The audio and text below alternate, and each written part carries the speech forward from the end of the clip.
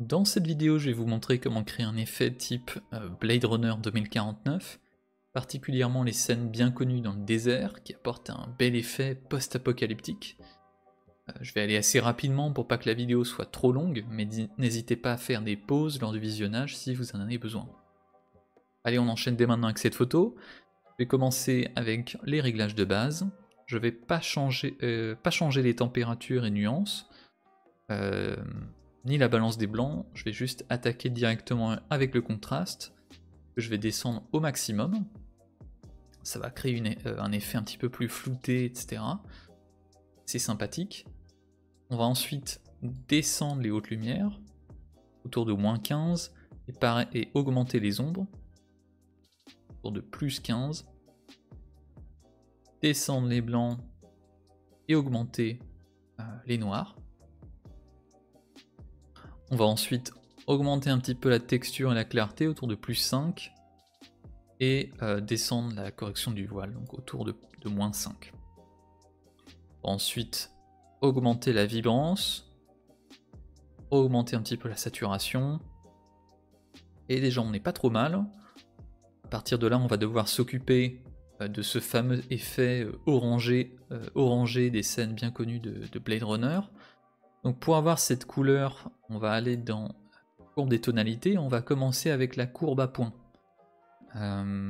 Donc celle-là, on va descendre au niveau des noirs.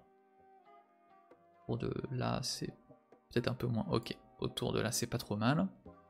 On va ensuite aller dans la courbe de canal vert. On va descendre encore une fois au niveau des noirs. Ça va tourner vers le magenta. Mais tout va être corrigé lorsqu'on va s'occuper de la courbe de canal bleu. Celle-ci, on va la descendre. Hop, ça va tourner vers le orange. On va corriger au niveau des blancs, ici. On n'est pas trop mal. Donc déjà, à partir de là, le rendu est pas trop mal. Niveau couleur, on pourrait aller un petit peu plus loin, donc c'est ce que je vais faire, mais on pourrait s'arrêter à là, en soi. Pour avoir ce rendu un petit peu plus orangé, on va aller dans le mélangeur de couleurs. Et assez rapidement, je vais augmenter le rouge, descendre le orange, quelque chose comme ça. Le jaune, on va le descendre également, peut-être un peu moins. Et on va aller dans le magenta et augmenter pour avoir un rendu plus rouge. Là, c'est pas trop mal. On va ensuite s'occuper du color grading. Là, assez rapidement, on va juste faire en sorte de se diriger plus vers le orange. Et descendre. Ça paraît un peu mieux. Pour les tons moyens. Maintenant, pour les ombres, encore une fois, on tourne vers le orange. On descend. Et pour les hautes lumières, encore une fois au niveau du orange. Et je vais pas toucher cette fois. Là déjà on a un rendu qui est beaucoup plus coloré, beaucoup plus intéressant visuellement. Je vais faire maintenant quelques petits changements, on va augmenter un petit peu la netteté. Hop, de 10-15, c'est pas trop mal. Je peux ensuite me rendre dans effet pour ajouter un petit peu de grain. Voilà. Et voilà, lorsqu'on a fini tous ces changements, on arrive à un rendu qui est vraiment pas trop mal.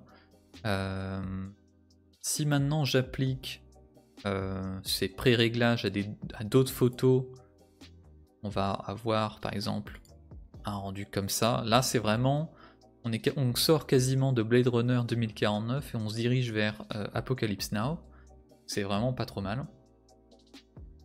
Cette photo, elle rend comme ça. Et celle-ci, comme ça.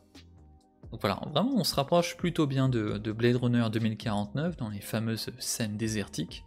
Donc le rendu est plutôt réussi. C'est un preset qui est mieux pour les photos type désertique, avec du sable, etc. Avec un ciel plutôt blanc, gris. Là ça marche vraiment très bien. S'il y a du brouillard, c'est encore mieux. Donc voilà, j'espère que ça vous a plu. Je mets à votre disposition le preset gratuitement via le lien dans la description. Ce lien vous mènera vers mon site presetlightroom.fr qui offre tout un tas de presets Lightroom gratuits et payants. N'hésitez pas à jeter un coup d'œil au reste du site. Je vous souhaite du coup une bonne journée et à la prochaine.